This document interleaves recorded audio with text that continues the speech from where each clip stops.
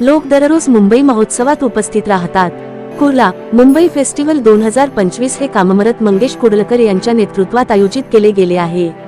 हा कार्यक्रम 5 फेब्रुवारी ते 2 मार्च या कालावधीत चालणार आहे, ज्यामध्ये विविध सामाजिक, सांस्कृतिक कलांनी भरलेला रंगीबेरंगी कार्यक्रम आयोजित केला गेला आहे, ज्यामध्ये गुजराती, भोजपुरी यांच्यासह विविध प्रांतांचे कार्यक्रम लव्हाणीवर आयोजित केले जात आहेत। दररोज या व्यतिरिक्त अशा अन्नाची सामग्री येथे उपलब्ध आहे। येथे विविध प्रकारचे स्टॉल्स ठेवले आहेत। आणखी हजारो टक्कर मुंबई महोत्सवात पोहोचत आहेत। इम्तियाज भाई यांनी या उत्सवाविषयी मीडियाबरोबर माहिती सामायिक केली आहे।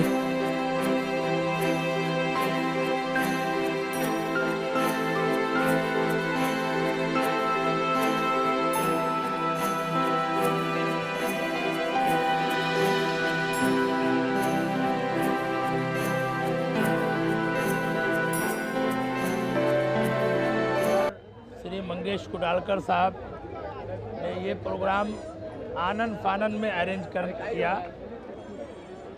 मैं समझता हूँ कि इस प्रोग्राम को अरेंज करने का जब हमको उन्होंने आदेश दिया तो गालिबन ज़्यादा से ज़्यादा मैक्सिमम 10 दिन का टाइम था मेरे पास। 10 और 15 तारीख के बीच में, जनवरी के बीच में जो है ना उन्होंने मेरे को आदेश दिया। फिर उसके बाद परमिशन मैंने प्रोसीड किया। परमिशन करने के बाद 18 तारीख से ग्राउंड लेवल पर मैंने काम करना शुरू किया। ये ओपनिंग जो है ना एक्चुअली ये 29 जनवरी को ही करना था, लेकिन चूँकि ग्राउंड का नवैयत ठीक नहीं था, ग्राउंड को लेवलिंग करने में थोड़ा टाइम लगा। इसके लिए जो है ना ये 5 फरवरी को ये ओपनिंग हो पाया।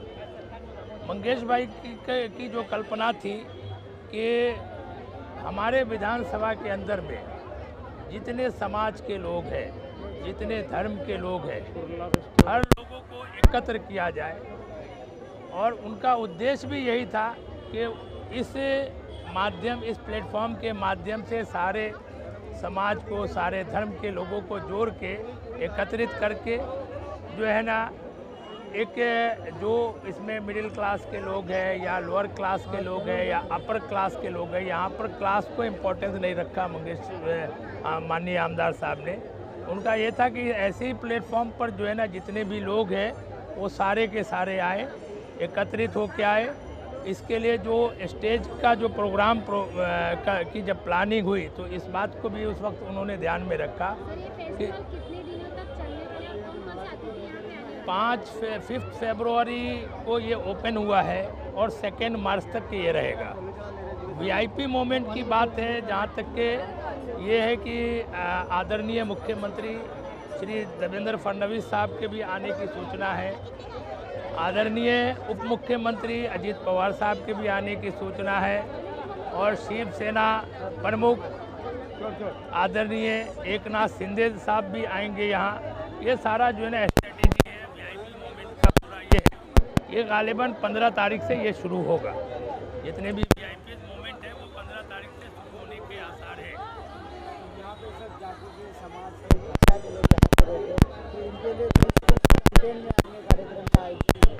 स्टार्टिंग डे जो है ना एक महाराष्ट्र की लोकधारा कॉन्सेप्ट को प्रोवाइड किया गया। वहाँ से जो कारवां शुरू हुआ है, सेकेंड डे आपका सिंगिंग कंपटीशन था। थर्ड डे जो है ना इसी तरह डिफरेंट यानी गुजराती समाज, राजस्थानी समाज, उत्तर भारतीय समाज, मुस्लिम समाज, महाराष्ट्रियन समाज, महाराष्ट्रियन के अंदर में कोकण के जो लोग हैं उनके लिए भी प्रोग्राम रखा गया। कोली आगरी भाइयों के लिए भी प्रोग्राम रखा गया। यानी कि ये उन्होंने इस बात का ध्यान रखा है कि हमारे विधानसभा में जितने भी समाज के लोग हैं, जितने भी धर्म के लोग हैं, किसी को आने से कोई यहाँ पर एतराज़ नहीं हो। देखिए क्या रहता उनका, एक तो सबसे बड़ा उद्देश्य था कि मिडिल क्लास फैमिली और अपर क्लास फैमिली वो एसएल भी चली जाती है, बड़े बड़े जुरासिक पार्क के अंदर जाती है। जैसे खपोली के अंदर में अमेरिका वगैरह है, लोनावाला है, लेकिन जो गरीब तबके के लोग हैं वो वहाँ नहीं जा पाते हैं। तो इस तरह इसके लिए वो 3 साल से उनकी कल्पना, पहले कुर्ला फेस्टिवल 2 साल जो है ना एसटी डिपो नेहरू नगर के अंदर उन्होंने किया। इस बार उन्होंने कहा कि जो है ना इस बार जगह यानी हर शाखा को मौका दिया जाए। उस प्रोग्राम को यहाँ कन्वर्ट करके लाया गया। कि भाई जो लोअर क्लास के लोग जो नहीं जा पाते हैं, एक नेता के अंदर ये गुण होना चाहिए। मैं उनसे इतना हमारे प्रेरणा स्रोत हैं, उनसे इतना इम्प्रेस हुआ इस बात को सुन के जब कहा कि इम्तियाज़ ये हर तरफ के लोग जो है ना, जो अपर क्लास के हैं, पैसे वाले हैं, मिडिल क्लास के हैं, वो बड़े बड़े पार्क, बड़े बड़े जो है ना इसमें चले जाते हैं। यहाँ कुछ ऐसा करो कि जो हमारी जो समाज जो कहीं नहीं जा पाती है फाइनेंशियली प्रॉब्लम की वजह से, जिनका इकोनॉमिक वीक है, तो वो लोग भी आ सके।